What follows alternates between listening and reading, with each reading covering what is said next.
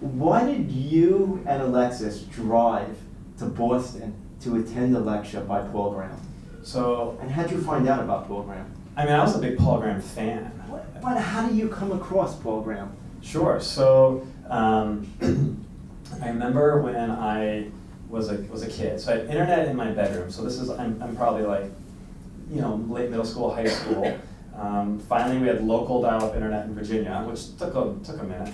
I remember searching on Alta Vista for how to be a hacker. By the way, whatever happened to Alta Vista? Because they had one of the best search engines. Did they just go by the wayside, or they were acquired by somebody? They were annihilated by a company called Google. Okay. and Lycos and the other just same story. at the time, okay. Same story. Okay. Actually, in that era, people thought search was dead. Like search was a solved problem. Nobody will ever build another search company. And if I recall, Google actually had trouble raising money. Correct. And then they're Google. So I searched for how to be a hacker because I wanted to learn how to break into stuff, which was like another hobby of mine. And I stumbled across this essay by this guy, Eric Raymond, called How to Be a Hacker. And this was how to be a hacker in the sense of how to be a really good programmer. And there was a line in there that I still remember, and I still I spend time with like newbie engineers, people who are learning how to program, and I often tell this story.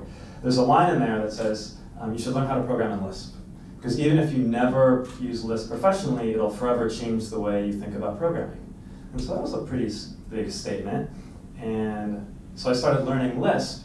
And if you're learning Lisp, all roads lead to Paul Graham.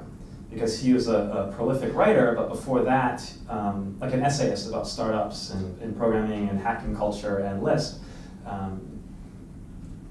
He started a company called ViaWeb, which was one of the first e-commerce platforms online, and he wrote all on Lisp, and so he wrote a lot of essays evangelizing this. Mm-hmm. And so his essays, one of the formative ones I remember reading was called Why Nerds Are Unpopular. But his essays, which would come out every, month or two, were always really popular in that community, in kind of the online tech hacker community. So you and Alexis basically see that he is giving a lecture up in Boston, and you're thinking at the time to pitch him My Mobile Menu? So is that the reason why you went up, or a combination? Well, yeah, it's a little combination. It was one, I want to meet this guy that I really look up to, and then, so I was just poking around on Slashdot, which was the website I hung out at the time before Reddit. What was it called? Slashdot. Okay. It's still around, slashdot.org. Okay. The tagline is news for nerds, stuff that matters. It was one of the inspirations for Reddit. So I saw Paul had a new essay coming out. And so when you have a new essay, one of the things you do is read it. And so that he was reading it over our spring break. And so I, thinking out loud, mentioned this in the presence of my girlfriend. I was like, hey, you should go see him talk. And at this point, Alexis and I had already been planning on starting My Mobile Menu. And so it all kind of came together. And it happened to be over our spring break, so we took the train up to Boston. Got to see Paul talk. I brought my dog-eared copy of his Lisp programming book. Alexis did what Alexis is really good at, which was get Paul's attention. How did you do that?